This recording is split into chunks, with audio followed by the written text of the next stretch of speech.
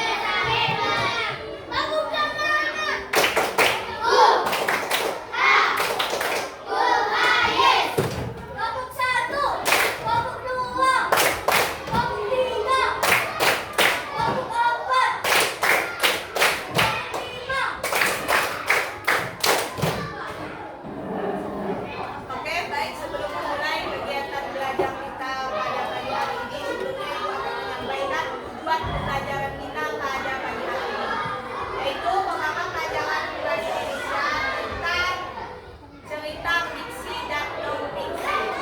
Pertanyaannya, sudah pernah mendengar cerita fiksi atau non-fiksi? Nah, jadi cerita fiksi dan non-fiksi adalah pertama, kalau cerita fiksi, cerita yang memuat tentang kebenaran. Sedangkan kalau cerita fiksi adalah cerita yang memuat tentang sebuah karangan pengarang. Ini meliputi dari legenda, komik. Ada tak yang pernah baca komik? Pernah lihat komik? Pernah. Kalau legenda? Legenda. Kayak cerita Sang-Hyang. Kemudian kayak Timun Mas. Nah, itu masuk dari legenda. Jadi ceritanya belum bisa dipastikan apakah benar terjadi atau tidak, karena tidak memuat fakta. Oke, sebelum memulai pelajarannya kita nonton dulu videonya ya. Assalamualaikum warahmatullahi wabarakatuh. Halo teman-teman, bagaimana kabarnya teman-teman hari ini? Semoga teman-teman semua dalam keadaan sehat ya. Pada hari ini kita akan belajar tentang tematik mata pelajaran bahasa Indonesia tema 8. Kali ini teman-teman akan belajar tentang perbedaan teks non-fiksi dan teks fiksi. Sebuah teks atau bacaan yang berisi cerita hayalan atau cerita yang tidak nyata berdasarkan imajinasi penulis disebut dengan teks fiksi. Sedangkan teks non-fiksi adalah teks atau bacaan yang berisi cerita berdasarkan fakta dan kenyataan. Dalam sebuah bacaan fiksi terdapat dua unsur, yaitu unsur intrinsik dan unsur ekstrinsik.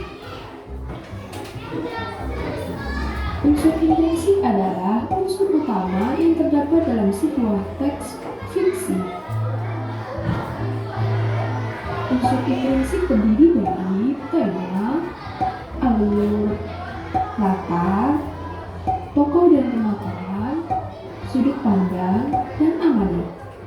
Untuk lebih jelasnya, mari kita bahas tentang unsur intrinsik cerita.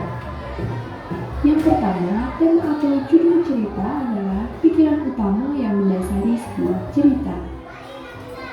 Yang kedua, alur atau plot adalah urutan peristiwa dalam cerita. Terdapat dua jenis alur yang umum, yaitu alur maju, di mana pengenalan masalah terdapat di awal cerita, dan alur mundur, di mana pengenalan masalah terdapat di akhir cerita. Yang ketiga, latar cerita adalah keterangan waktu, tempat, dan suasana dalam cerita. Yang keempat adalah tokoh, adalah orang yang ada di dalam cerita, bisa tokoh utama atau tokoh pendukung. Penokohan adalah penentuan sifat dari tokoh tersebut dapat berubah sifat baik, sifat jahat, dan sifat penenang atau bijaksana. Yang kelima, sudut pandang adalah cara penulis menyampaikan cerita tersebut, bisa cerita milik sendiri atau cerita milik orang lain. Yang terakhir adalah amanat, pesan atau nasihat yang ingin disampaikan oleh penulis dalam cerita. Unsur ekstrinsik cerita adalah unsur yang di luar unsur intrinsik, seperti kepercayaan penulis, budaya tempat tinggal penulis, dan sebagainya. Untuk lebih jelasnya, teman-teman bisa membuka dan membaca buku siswa tema 8, halaman 11 dan 12 tentang bacaan sangat dan berenang. Kemudian, teman-teman coba membacakan halaman 15 di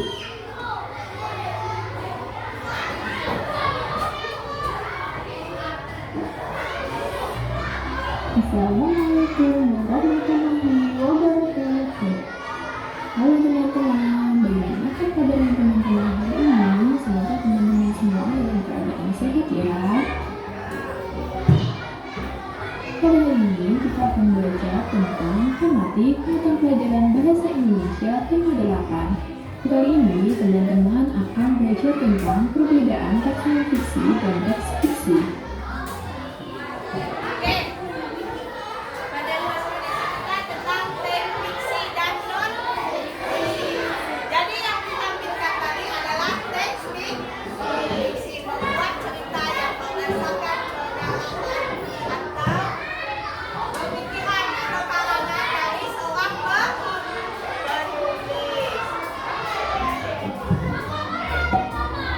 Sebuah teks atau bacaan ya?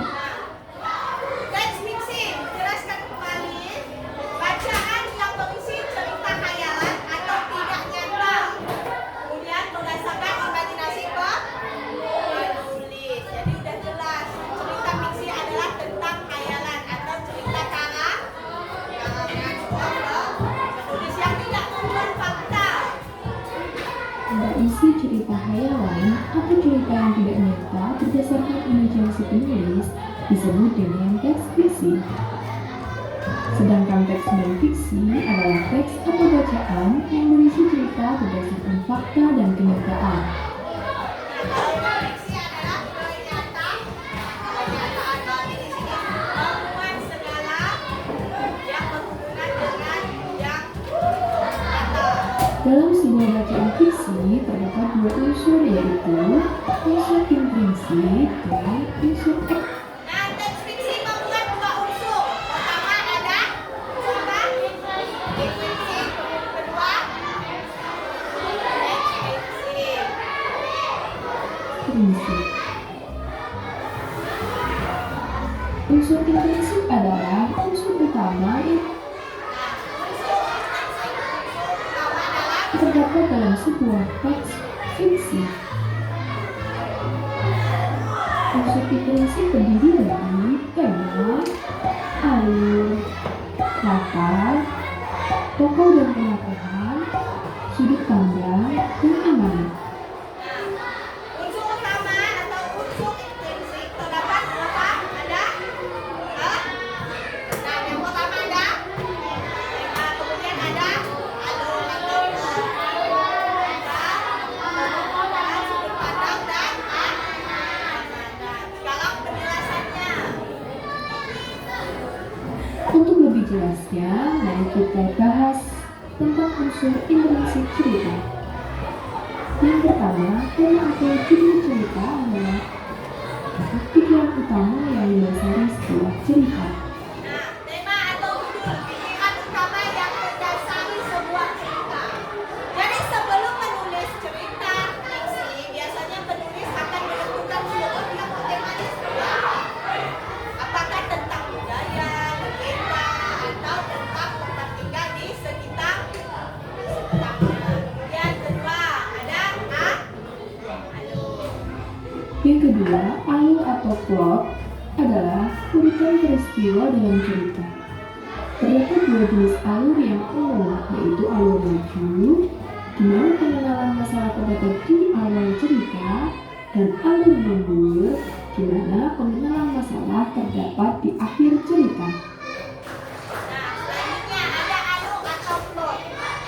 Alur ada dua. Yang pertama alur maju, alur mundur. Kalau alur maju biasanya masalahnya dijelaskan di awal. Alur maju. Jadi di awal cerita sudah dijelaskan terlebih dahulu apa masalah yang dihadapi tokoh dalam cerita tersebut. Sementara kalau alur mundur, masalahnya diceritakan di akhir.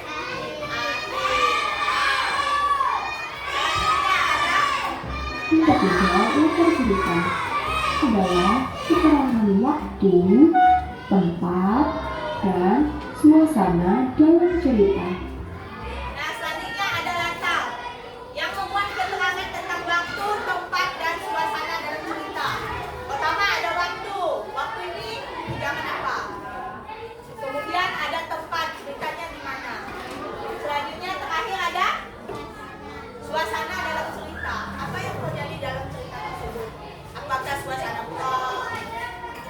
Biasa kan kalau cerita-cerita fiksi, kalau kalian baca kayak di komik atau apa kan, biasanya ada komik yang membuat pertemuan. Kemudian ada juga yang tentang kerajaan. Jadi tergantung pada khayalan seorang penulis. Selanjutnya, Yang keempat adalah tokoh, adalah orang yang ada di dalam cerita, bisa tokoh utama atau tokoh pendukung. ini tokoh atau penokohan, yaitu orang yang ada dalam cerita. Contoh kalau tokoh utama di Abbas, sebenarnya ada seorang raja. Kemudian tokoh pendukungnya pasti ada prajuritnya, kemudian ada ratunya, pangerannya. Itu namanya pendukung. Selanjutnya ada sudut. Penokohan adalah penentuan sifat dari tokoh tersebut dapat berupa sifat baik, sifat jahat, dan sifat penengah atau bijaksana. Nah, selanjutnya penokohan adalah tentang keterangan tokoh di dalam. Apakah tokohnya jahat, baik, atau masih abu-abu, bisa jadi dia jahat tapi sebenarnya dia baik. Itu tergantung khayalan dari seorang penulis. Selanjutnya ada sudut pandang. Yang kelima, sudut pandang adalah cara penulis menyampaikan cerita tersebut, bisa cerita milik sendiri atau cerita milik orang lain. Nah, sudut pandang ini ada dua hal. Yang pertama bisa berupa cerita sendiri atau cerita orang lain. Kalau cerita sendiri biasanya murni karangan dari seorang penulis. Sementara cerita orang lain adalah cerita yang penulis sampaikan kembali dalam bahasa penulis tersebut, yaitu bahasa dia sendiri. Jadi biasanya kalau dari orang lain ceritanya lebih memvariasi sesuai sudut pandang penulis. Selanjutnya terakhir ada Yang terakhir adalah amanat, pesan atau nasihat yang ingin disampaikan oleh penulis dalam cerita. Nah, tadi pesan atau amanat adalah pesan yang ingin disampaikan penulis. Pesan dari cerita yang penulis sampaikan.